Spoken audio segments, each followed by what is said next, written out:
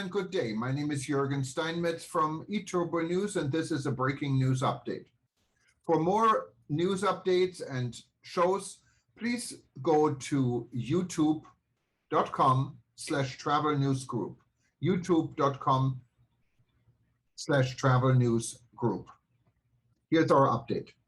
Why UNWTO elections should become an urgent concern for the UN and heads of state. May it not be tourism that delivers the coup de grâce to the UN system. Tourism is central to this picture for two reasons. The pandemic has weakened the United Nations system, favoring the emergence of policies, mainly, if not only, nationally oriented.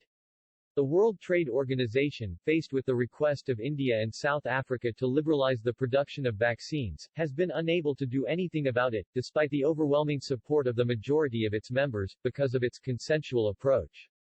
The World Health Organization has been the target of criticism and attacks, the roots of which could be traced back to internal political problems of some of its members.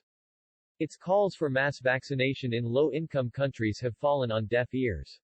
The figure indicating that 5 or 10 countries had vaccinated 75 or 80% of their population has remained stable for months, despite being frequently recalled as unacceptable by its Secretary General. Today, this figure has changed, also due to progress in some high-population countries, but the African situation remains very worrying, as the organization's Director for Africa recently recalled. The UN Secretary General's appeals have not fared any better. On the other hand, the declarations of the groups of the richest and/or most industrialized countries at their periodic meetings have been recorded, which only an inveterate optimist can assess as being attentive to the problems of the relatively less developed countries. As far as the pandemic is concerned, this has probably favored the emergence of new variants of the virus. The very limited outcome of COP26 is another indication of the unfavorable moment for international coexistence. However, there are many geopolitical reasons for strengthening international relations. They include trade, migration, regional stability, and the world economy, which has been affected, albeit geographically and sectorally unevenly, by the pandemic. Tourism is central to this picture for two reasons. eTurboNews.com. Second open letter by senior UNWTO officers urge member countries to authorize a new and proper Secretary General election. The first is its contribution to world GNP. Before the pandemic, it was around 10%, and now it has been reduced to 5%, with indirect impacts on consumption and on the tertiary sector. Its recovery is on the economic agendas of all countries, but for some countries, it is absolutely essential, as their economies are almost mono-dependent, with a contribution to their GNP of up to 30%. This makes it crucial that their world organization be strong and sensitive to the variety of problems that this industry presents depending on the characteristics of the countries.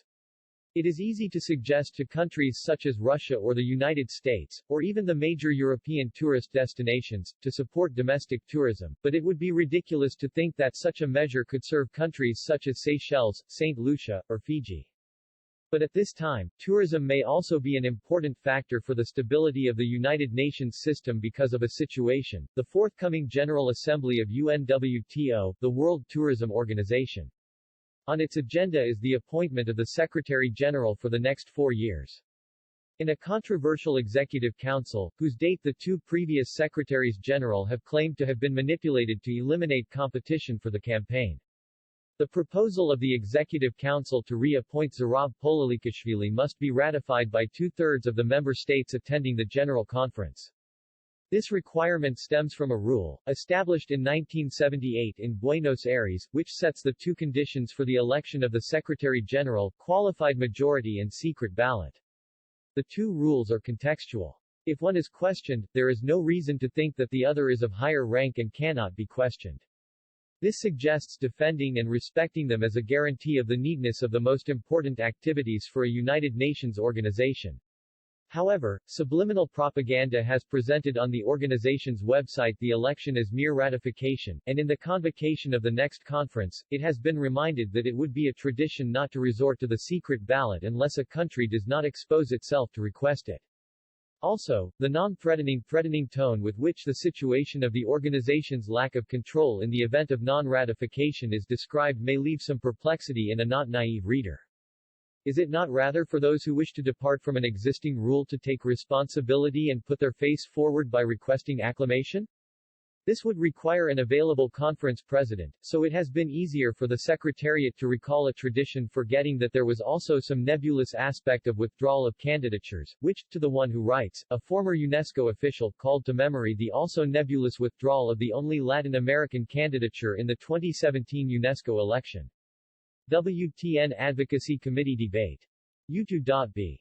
The candidature recommended by the Executive Board was today the subject of a debate, organized by the World Tourism Network, WTN Advocacy Committee, which I attended. It was a very balanced debate, in which the need for the election of the Secretary-General of the UNWTO to ensure transparency and fidelity to the principles that bind all UN civil servants prevailed. This should require clarification of the worrying final statements, items 48 to 50, of the Ethics Officer's Annual Report, Annex 1 to the Human Resources Report, and of how the legitimate election campaign of the recommended candidate has been conducted, about which attention may be drawn to a possible bias in the program of his official visits, particularly during 2019, an issue to which member countries that were forgotten by UNWTO are likely to be sensitive. One of the problems that may affect the results of the vote is to have decided, was it within its powers, that, after Morocco's announcement of not being able to host the conference because of the pandemic, minimal in Marrakesh, it is worth clarifying, the same would be held in Madrid, ignoring the offer of Kenya, which from the organizational point of view did not present problems and from the epidemic is in much better conditions than Madrid. There are those who think that this favors the recommended candidate, but this would not be the case if two conditions were met, one of competence of the General Conference, to accept that the private session in which the Secretary-General is elected can be hybrid, face-to-face virtual, guaranteeing the secrecy of the vote, and the other of competence of the member countries. A controversial election could not only destroy the UNWTO but also deliver the coup de grâce to the United Nations system. This is not a matter for the ministers of tourism and even less for the ambassadors of the countries represented in Madrid, but for those who hold the executive power.